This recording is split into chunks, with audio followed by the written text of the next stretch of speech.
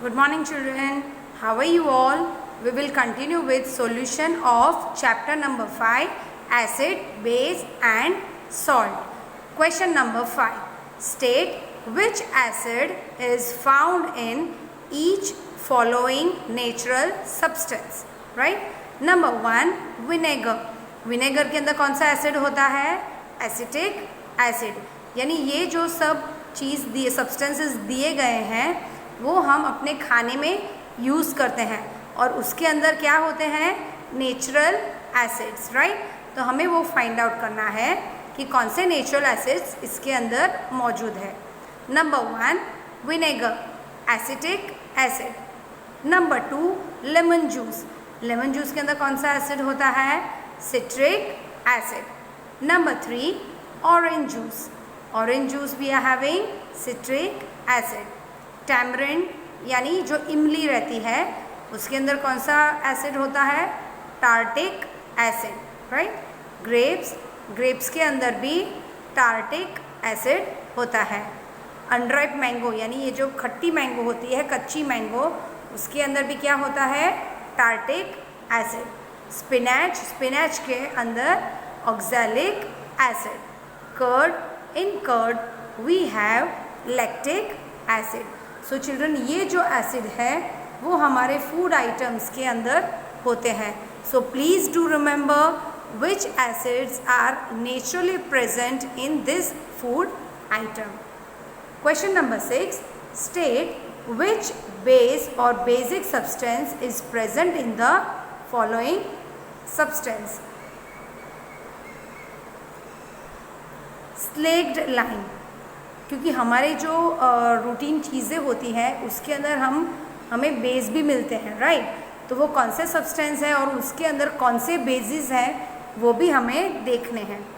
Slaked lime, calcium hydroxide, soap, sodium hydroxide और potassium hydroxide. ये जो सोप होता है वो हमारे डेली यूज़ का होता है तो हमें पता होना चाहिए कि उसके अंदर कौन सा बेस है.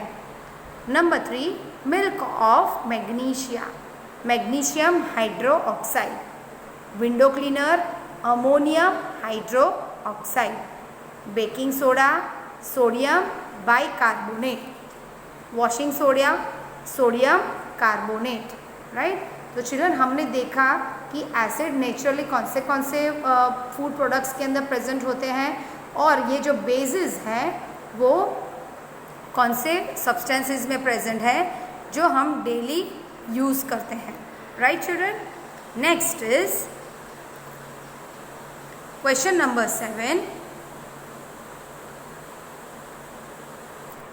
Answer the following in one sentence. How are base to taste and touch? जो bases होते हैं वो टेस्ट करने में कैसे होते हैं और टच करने में कैसे होते हैं.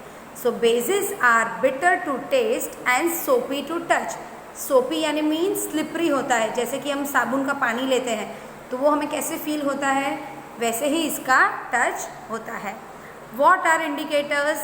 The substances used to examine whether the given substance is acidic or basic is called indicators. Indicators क्या होते हैं? जो substances हम यूज़ करते हैं. राइट? कैसे एग्जामिन करते हैं? Examine whether the given substance is acidic और बेसिक. तो उसे हम क्या कहते हैं? इंडिकेटर्स. क्योंकि ये जो इंडिकेटर्स हैं हमें इजीली बताते हैं कि कौन से सब्सटेंस के अंदर एसिड है या बेस है. समझो कि इंडिकेटर नहीं रहा तो कुछ चीज़ हम नेकेड नहीं टच कर सकते. Right? By bare hands we can not touch because if by mistake we touch strong acidic substance our hands can burn. So it is better to examine with the indicators and we can find out. Question number 3. Give 3 names of indicators available in nature. Nature के जो 3 indicators हैं वो हमें बताने हैं. Turmeric यानी हल्दी powder, litmus यानी जो लीचिन्स प्लांट से हमें मिलता है and petals of China rose यानी गुड़हल के जो फ्लावर होते हैं उसका जो सॉल्यूशन होता है वो भी एक नेचुरल इंडिकेटर है. So these are the natural indicators available in nature. Question number 4. State the effect of base on litmus paper. Litmus paper के ऊपर बेस के कौन से इफेक्ट होते हैं वो हमें बताने हैं. Base turns moist red litmus paper blue, यानी बेस ब्लू. मैंने आपको बताया था बच्चों कि आपको दो चीज़ बहुत अच्छे से याद रखनी है.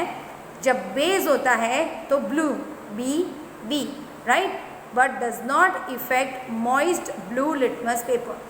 यानी आप रेड लिटमस उसके अंदर ऐड करोगे, यानी उसे आप एग्जामिन करोगे तो वो रेड लिटमस ब्लू हो जाएगा right.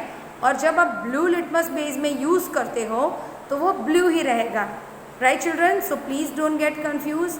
Base red litmus blue, blue litmus blue right. आपको यही याद रखना है.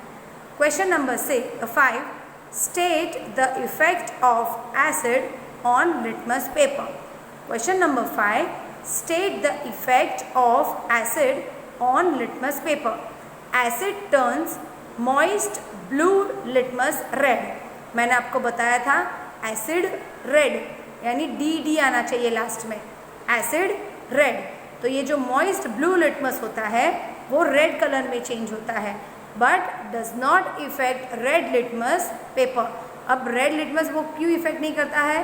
क्योंकि ऑलरेडी वो एसिडिक होता है राइट. तो आपको ऐसे याद रखना है, in acid blue litmus red, red litmus red right. Question number 6. State the effect of common salt solution on litmus paper. यानी जो कॉमन सॉल्ट सॉल्यूशन होता है उसके अंदर लिटमस पेपर के कौन से कलर चेंज होते हैं? There is no effect of common salt solution on litmus paper.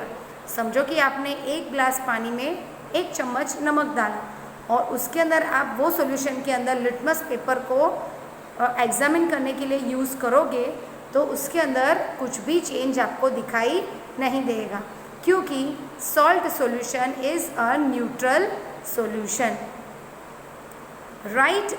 Question number 7. Write a chemical equation of neutralization reaction.